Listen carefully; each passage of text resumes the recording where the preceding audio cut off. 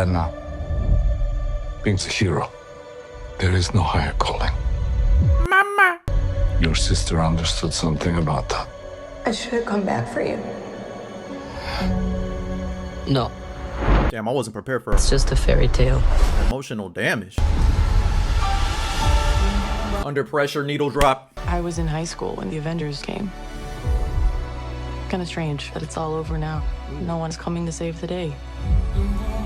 I think we are. We can be the ones that are coming. I'ma be coming. But you have the wrong people. We have all done bad things. Look, I've been where you are.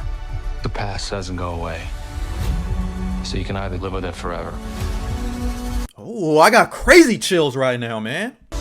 or you can do something about it. Look at my man Buck. I am a void. They're getting a little beady eyes. Look what you unleashed. Spider-Man, where are you? You can't outrun the emptiness. We can't do this. No one here is a hero. We all have things that we regret. Wow, that. But I have so many. Ooh, I felt that. Wow. Lena, when I look at you, I don't see your mistakes. I'm about to cry. That's why we need each other. Please don't kill Red Guardian, bro. We can't stop him alone. No one can, I'm actually. but we can find a way. Together. Marvel Studios Thunderbolts. 10 out of 10, no notes, bro. I need that more than.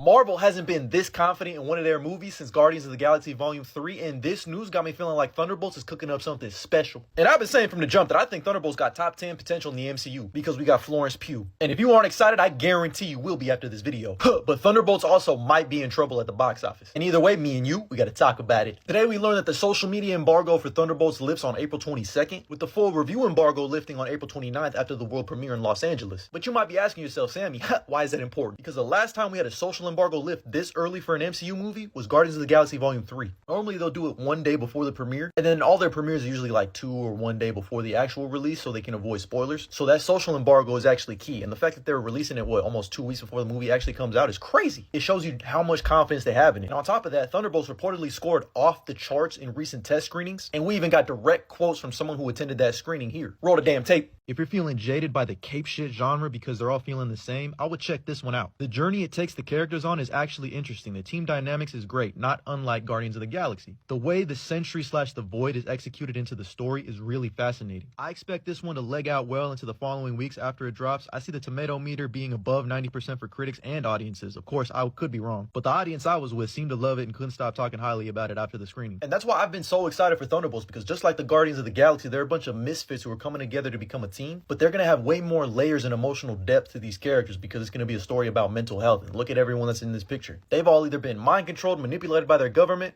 or manipulated by the government and mind controlled. And having the villain be the, by the way, just inhale that aura, and having the Void be the main villain of this movie is just so genius because he's just like them, someone who's being manipulated and probably mind controlled by their government. Now, the not so good news is that Thunderbolts is only looking to earn 66 to 77 million on its opening weekend, which would be less than Brave New World, and that movie barely scratched by to make back its budget. But I think this movie is going to have the opposite effect of Brave New World, where it had a big opening weekend regardless because it was President's Day weekend too. I think this movie is going to have better drop-offs on second weekends. It's going to have better word of mouth because if it's a better movie, people tell you it's good, you're going to go watch it. And that would also explain why they announced all the Thunderbolts members in that Avengers Doomsday video, because they were probably saying that to the general audience, like, hey, listen, these characters are going to be in this movie, so you should go watch that movie to make sure that you understand this movie, and also so you can care for these characters. And I'm only talking about like the general audience who doesn't really keep up with this shit like we do, because you know me, ever since Thunderbolts was announced, I said I needed more than air. Either way, I can't lie, man, this movie looks like they got some competent filmmakers. It looks like they actually know how to block a scene for once, and it just looks like it's going to be a whole lot of fun. But let me know what you think about this down in the comments below, and as always, like and follow if I'm